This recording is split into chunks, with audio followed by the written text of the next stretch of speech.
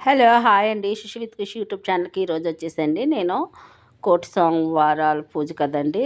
కోటి సోమవారం పూజ చాలా పవిత్రమైన పూజ అండి. సోమవారమే రావక్కర్లేదు. ఏదో రోజు వస్తదండి. ఇది సప్తమి తిథి నాడొస్తది కాబట్టి మనం ఈ రోజు వచ్చింది కాబట్టి మనం ఈరోజండి కోటి సోమవారాలు అభిషేకం అయితే చేయించుకోవడానికి నేను శివాలయానికి అయితే వచ్చేసానండి. శివాలయానికి వచ్చేసాను. ముందు శివునికి అయితే మొక్కేసుకున్నానండి. శివునికి మొక్కేసుకుని మొత్తం ప్రదర్శనలన్నీ చేసేసండి. ముందు అన్ని దేవుళ్ళకి అయితేనండి దండం పెట్టేసుకున్నానండి. శివుడికి పెట్టేసుకున్నాను. తర్వాత ఇగో వినాయకుడు అండి. మన వినాయకుడికి కూడా మొక్కేసుకున్నానండి. మరి ఈరోజు గురువారం కదండి, సాయిబాబు కూడా ఇక్కడే ఉన్నారండి. సాయిబాబుకి కూడానండి దండం పెట్టేసుకున్నానండి. ఈరోజు శివాలయంలోనండి 3 దేవుళ్ళు ఉంటారండి. ఇంక 3 దేవుళ్ళకి అయితేనండి ముందు ప్రదర్శనలు చేసేసి నమస్కారం చేసుకునండి ఇంక నేను పూజ అయితేనండి మొదలు పెట్టేసుకుంటానండి. అభిషేకం మొదలు పెట్టుకుంటాను. నేను వెళ్ళేసరికి పంతులు గారికి అభిషేకం అయిపోయిందండి. ఇంకా మేము తర్వాత లేట్ అయిన వాళ్ళండి మనమే చేసుకోవచ్చండి. ఇక్కడ శివలింగం ఉంటుందండి మంచిగాని. ఇంకా శివలింగానికి అయితేనండి నేను అభిషేకం అయితే చేసేసుకుంటామండి. ఇదిగోండి ఇదేనండి శివలింగం. మన చేతితో మనమే చేసుకోవచ్చండి అభిషేకం. ముందుగా వెళ్తేనండి మనకి అక్కడ లోపల శివాలయానికి చేస్తారండి పంతులు గారు. కొంచెం 8 కల్లా వస్తే చేస్తారు. ఇప్పుడైతే మా అభిషేకం అయితే మొదలు పెట్టేస్తామండి. ఓకేనండి. ముందైతేనండి శివుని తలుచుకునంటే వాటర్ అయితే పోస్తానండి నేను పోసాక ఇంకా మా వారి చేత అయితేనండి నేను శివునికి అయితే అభిషేకం చేయించేస్తున్నానండి. ఎందుకంటారా, ఇంటి యజమాని చేస్తేనే చాలా మంచిదని చెప్తున్నారు కదండి చాగంటి వారు, మన గురువుగారు చాగంటి గారు కూడా. అందుకనండి నేను ఇంకా మా ఆయన గారి చేత అయితే ఈ అభిషేకం అయితే చేయించాలనుకున్నానండి. అందుకే ఆయన చేత నేను ఈ అభిషేకం అయితే చేయిస్తున్నానండి ఈరోజు. ఎందుకంటే మగవాళ్ళు అంతమాటు రారు కదండి టెంపుల్స్కి. కోటి సోమవారాలు చేసినట్లు లెక్కని నేనైతే ఈయన చేత చేయించాలనుకున్నానండి. కోటి సోమవారాలు చేసినట్టండి.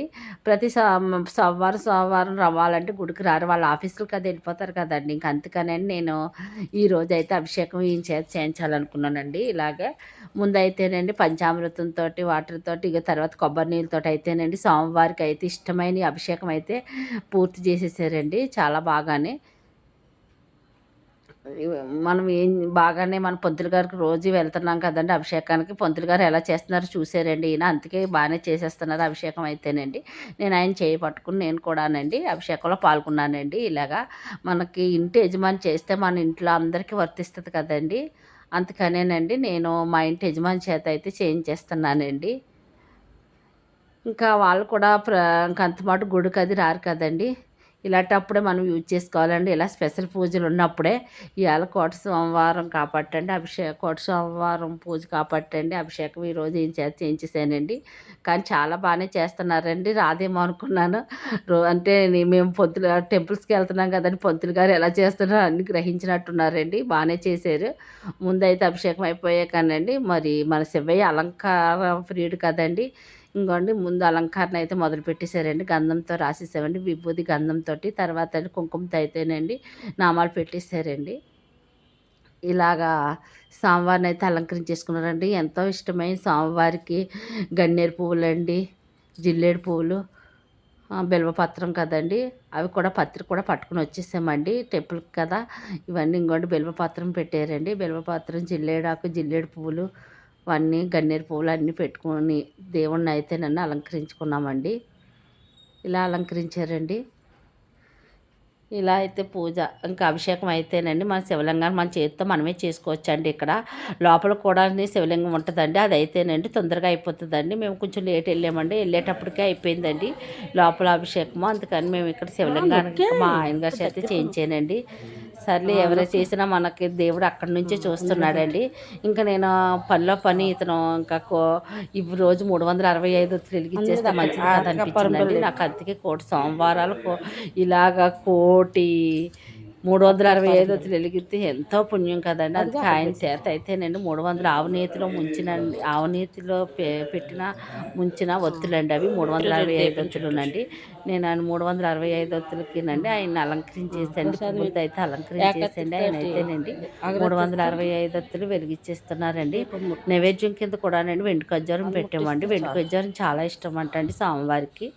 ఇలా వెంటుకొజ్జారం పెట్టానండి. ఇలా వెంటుకొజ్జారం పెట్టండి. స్వామివారికి 365 ఒత్తులు అయితే ఆయన వెలిగించేశారండి. ఇంకా పౌర్ణమి నాడు మనం వెలిగించినా పర్లేదండి. ఎప్పుడైనా సరే ఇంటి యజమాని ఎప్పుడు వెలిగించినా మంచిదేనండి. మనకి ఆయన చేసిన పుణ్యమే కదండి మన ఇంటిల్లిపాదికి వచ్చేది.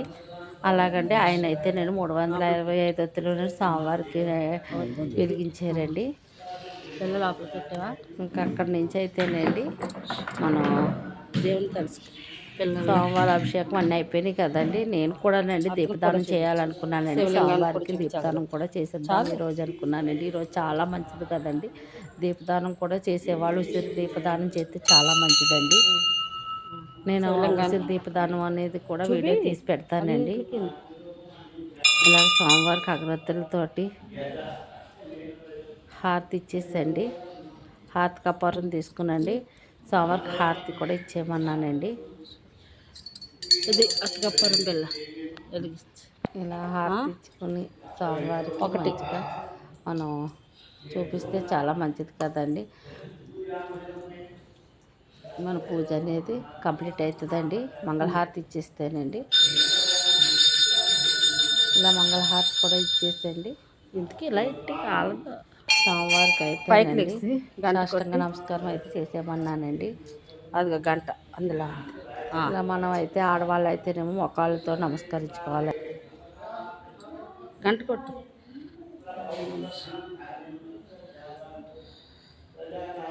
దీపానికి ముందు దీపానికే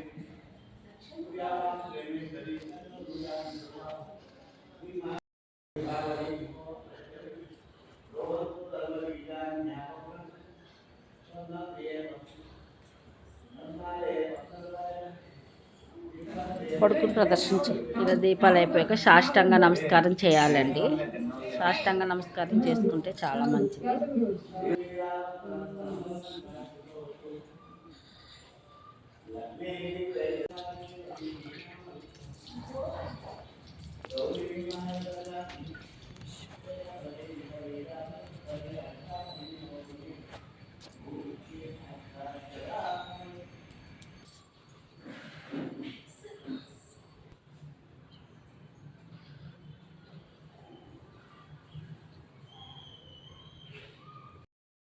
అభిషేకం అయిపోయాకనండి నేను ఉసిరి చెట్టు దగ్గరికి వచ్చానండి. ఉసిరి చెట్టు దగ్గర అండి మనం అండి ఉసిరి దీపం పెట్టుకుంటేనండి చాలా మంచిదండి. రావి చెట్టు వేప చెట్టు రావి చెట్టు ఉసిరి చెట్టు కలిసి ఉందండి ఇక్కడ. చాలా మంచిదండి. కోటి జన్మల పుణ్యం వస్తుందండి.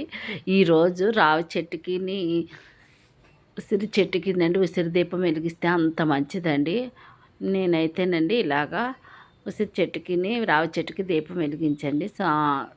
దేవుణ్ణి అయితే మొక్కుకున్నానండి. అంతా మంచి జరగాలని. చాలా మంచిదండి. పసుపు కుంకాలు నీళ్లు వేసండి చెట్టుకి మనం ఉసిరి దీపం వెలిగించాలండి. ఇలా ఇక్కడ ఉసిరి దీపం కూడా వెలిగించేసుకున్నానండి.